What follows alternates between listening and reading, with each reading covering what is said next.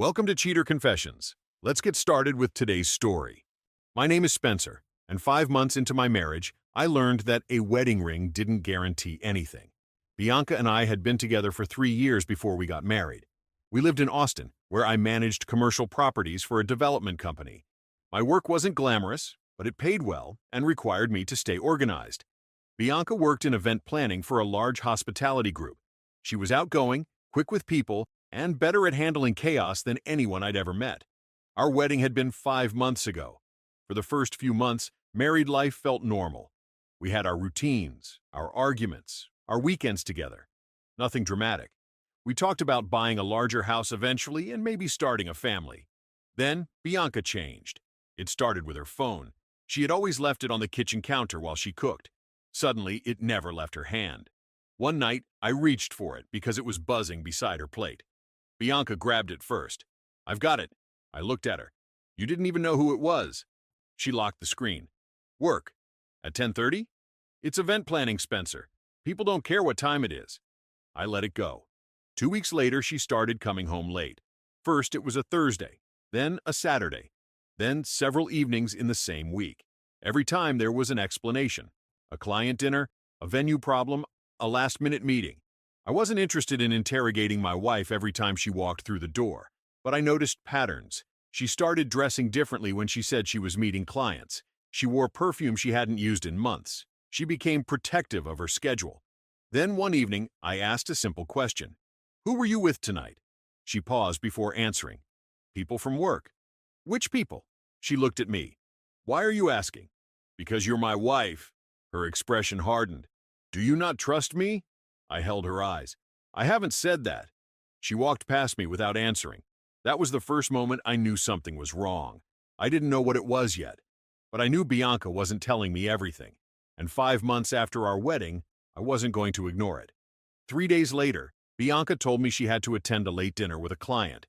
She left the apartment at 6:40 p.m., wearing a black dress and the perfume I'd noticed before. "Don't wait up," she said. "I won't." She kissed me quickly and left. At 8:15, I received a notification from our joint credit card. It was a charge from a restaurant called Luna Verde, almost 30 minutes from the venue Bianca had mentioned. I stared at it for a moment. Then I called her. "Hey," she answered. "Where are you?" "At the dinner." "Which restaurant?" There was a pause. "Why?" "Just asking." She gave me the name of the place she'd mentioned earlier. It wasn't Luna Verde. I didn't accuse her. I simply said, "Okay," and ended the call. When she came home around 11, I was sitting in the living room. She stopped when she saw me. "You waited?" "No, I finished what I was doing." She put her purse down. "How was your night?" "Fine." I watched her for a second. "How was dinner?" "Good." "Where did you go?" She hesitated. "Downtown." I nodded. "That's interesting." Her face tightened. "What does that mean?" "The credit card says Luna Verde." She stared at me. Then she laughed once. "Seriously?" "Yes." "One of my coworkers paid for the actual dinner. I stopped somewhere afterward." "With who?" "Why does it matter?" "It matters because you lied about where you were." She crossed her arms. "I didn't lie. You gave me one location. You were charged at another. You're making this bigger than it is." I stood. "No, I'm asking a simple question." She looked away. Then she said something I wasn't expecting. Julian was there. The name meant something immediately. Julian Reeves was Bianca's ex. They had dated for almost 2 years before she met me. I had met him once, years earlier, at a mutual friend's birthday. "Why was your ex having dinner with you?" "He contacted me about something from the past." "What something?" "A personal issue." "Does he know you're married?" Her eyes narrowed. "Of course he does." "Then why didn't you tell me?" She picked up her purse. "Because I knew you'd react exactly like this." I stepped in front of the doorway. "Bianca, I'm not asking you to explain your entire past. I'm asking why my wife is meeting her ex behind my back." She stared at me for several seconds. Then she said quietly, "Nothing happened." I moved aside. "Good." She walked into the bedroom. But I knew one thing for certain. This wasn't about an old problem anymore. It was about Julian. The next morning, Bianca acted as if the conversation had never happened. She made coffee, answered emails, and left for work. Before she walked out, she kissed my cheek. "I'll be late tonight." I looked at her. "Julian?" She stopped. No. Then don't give me another story. Her jaw tightened. I told you. Nothing happened. Then you have nothing to worry about. She left without answering. I didn't follow her. I didn't need to. That afternoon, I checked our joint account. There was nothing unusual at first. Then I noticed 2 hotel charges from the previous month. Both were at the same hotel in downtown Austin. The dates were Thursdays. Both were nights Bianca had told me she was working late. I wrote the dates down. Then I checked the calendar on our shared account. One of those nights was the same evening she'd claimed she was at a venue inspection. That was enough for me to stop guessing. I called my friend James Ellis, who owned a private security company. We met for coffee that afternoon. I didn't give him a long explanation. I need you to verify where my wife has been going after work. James studied me. Are you sure? I'm sure I want facts. He nodded. Give me the dates and her normal schedule. I'll handle the rest legally. I handed him the information. 3 days later, James called. You were right to be suspicious. I said nothing. She's been meeting Julian Reeves. Where? Mostly restaurants. But there's more. He sent me several photographs. Bianca and Julian sitting across from each other at a restaurant. Bianca getting into Julian's car. Then another photograph showed them entering a hotel. The timestamp was from 2 weeks earlier. I stared at the image. How long? At least 6 weeks that I can confirm. That meant the relationship had started only a few months after our wedding. I ended the call. That evening, Bianca came home around 10. She walked into the kitchen and saw me sitting at the table. You look serious. I am. She put her purse down. What happened? I slid one photograph across the table. She looked at it. Her face changed immediately. Spencer, sit down. She didn't move. I placed another photograph beside the first, then another. Her eyes filled with panic. Where did you get these? That doesn't matter. She looked at me. You hired someone? I needed the truth. She swallowed. Can we talk? I stood. We're going to. But I wasn't going to let her choose the story anymore. Bianca sat across from me. For several seconds, neither of us spoke. Then she looked at the photographs again. How long have you known? Long enough? Spencer, I can explain. Then explain. She took a breath. Julian contacted me after the wedding. He said there were things he needed to return to me. 6 weeks ago? She shook her head. It started as conversations. And then? She looked down. We met a few times. How many? I don't know. Try. She closed her eyes. 8, maybe 9. I leaned back. Did you sleep with him? She didn't answer. I waited. Finally, she whispered, yes. The room went quiet. When? About 5 weeks ago. Once? She looked at me. No. That answer told me everything I needed. How many times? 4. I nodded slowly. 4 times in my marriage. I'm sorry. You were sleeping with your ex while wearing my wedding ring. I wasn't thinking. That's not true. She looked at me. You were thinking every time you met him. You drove there. You talked to him. You booked rooms. You came home and lied to me. Tears appeared in her eyes. I didn't mean for it to happen. You didn't mean for the first time to happen. The other 3 were choices. She lowered her head. I was confused. About what? About us. I almost laughed. You were confused about our marriage, so you went back to your ex? He knew me before you did. I don't care. He understood things about me. Then you should have left me. She looked up sharply. I didn't want to lose you. You already did. She stood. Spencer, please. I love you.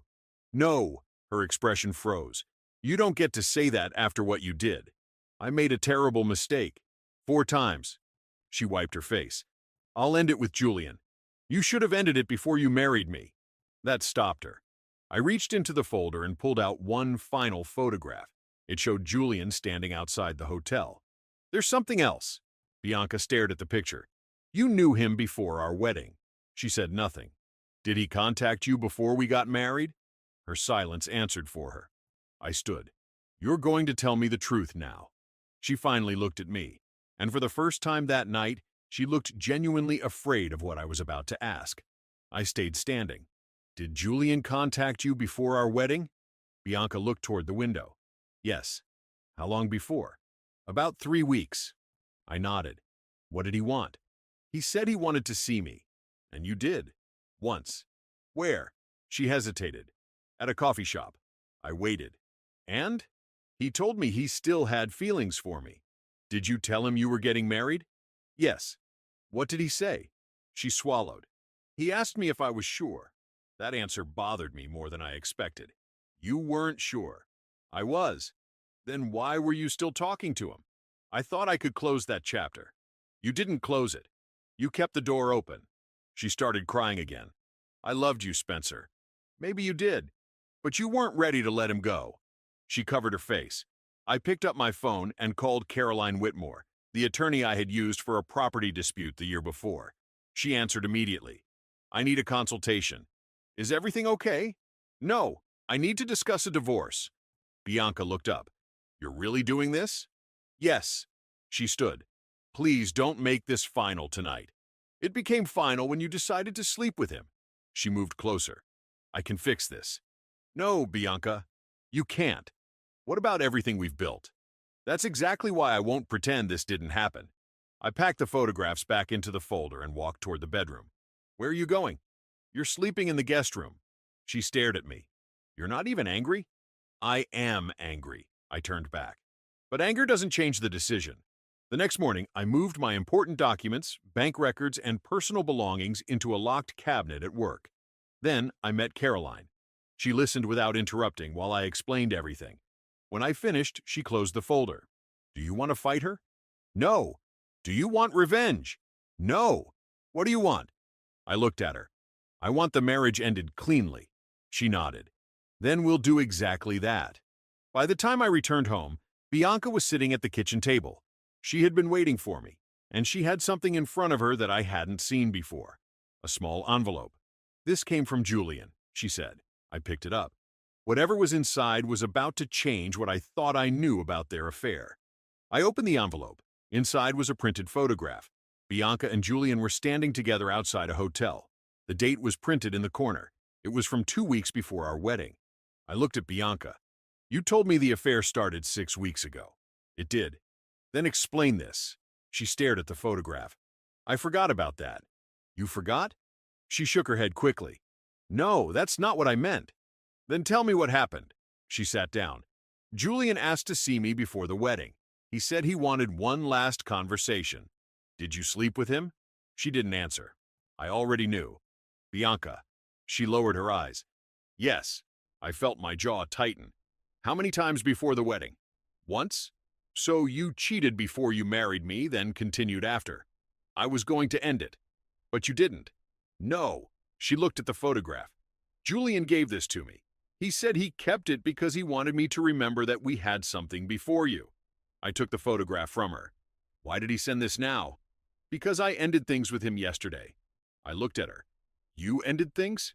Yes. Why? Because he kept telling me you would never find out. He thought everything would continue. And you didn't want that? I realized I was losing everything. I put the photograph on the table. That's not the same as realizing you betrayed me. She started crying again. I know. My phone rang. It was Julian. I answered. Spencer? Why are you calling me? I wanted to explain. You've done enough. Bianca told me she's divorcing you. Yes. He was silent. Then he said, She told me you were going to leave her after the wedding. I looked at Bianca. She shook her head. I never said that. I ended the call. Bianca looked at me. I never told him that. Maybe not. I gathered the documents from the table. But he knew enough about our marriage to manipulate you. She stood. Where are you going? To my attorney. You're leaving now? Yes. Can we please talk first? We've talked. I picked up my keys. The only thing left is paperwork. She followed me to the door. Spencer, I don't want to lose you. I looked back at her. You already chose to. Then I walked out. For the first time since discovering the affair, I wasn't trying to understand Bianca anymore. I was finished. The divorce took 3 months. Bianca didn't fight the paperwork, but she kept trying to reopen conversations that I had already closed. Sometimes she called to discuss the apartment. Sometimes she wanted to talk about Julian. Once, she asked if I could meet her for dinner. I refused every time. Caroline handled the legal side, and I handled everything else. We separated our accounts, divided our belongings, and ended the lease on the apartment. I kept my car and most of the furniture I had purchased before the marriage. Bianca took her belongings and moved into a smaller place across town. Julian disappeared from her life almost as quickly as he had entered it. I heard that from someone at Bianca's company, not from her. Apparently, Julian had started seeing another woman while he was still meeting Bianca. Bianca found out after the divorce was already underway. She confronted him, and he stopped answering her calls. That wasn't my problem. 3 months after I discovered the affair, I signed the final divorce documents. Bianca was sitting across from me in Caroline's office. She looked at the papers for a long time. "That's it?" she asked. I put my pen down. "Yes. We were married for 5 months." "I know. Doesn't that bother you?" "It bothers me that it lasted only 5 months." She looked at me. "What do you mean?" "I thought I was marrying someone who understood commitment." Her eyes filled with tears. "I made a terrible mistake." "You made several." She nodded. "I know." For a moment, neither of us spoke. Then she asked, "Do you hate me?" "No." She seemed surprised. "I don't hate you." "Then why can't you forgive me?" "Forgiveness and reconciliation aren't the same thing." She looked down. "I still love you." I stood. "I don't feel the same way anymore." That was the first time I saw her accept that I wasn't coming back. Outside the office, I walked toward my car. Bianca followed me to the sidewalk. "Spencer." I turned. She stood there holding her purse, looking smaller than she had when we arrived. "I really am sorry." "I believe you." "That's all?" "That's all." I got into my car and closed the door. I didn't look back. For months, I had wondered what I would feel when the divorce became official. The answer surprised me. Nothing dramatic, just relief. I started the engine and drove away. But I didn't know yet that the final conversation with Bianca was still ahead of me.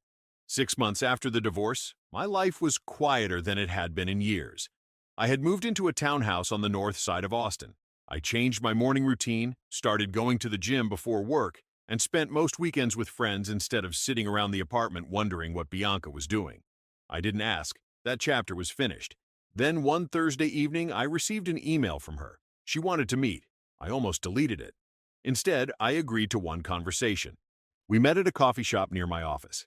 Bianca was already there when I arrived. She looked different. Not broken, just tired. "Thank you for coming," she said. I sat across from her. "You have 10 minutes. She gave a small, nervous smile.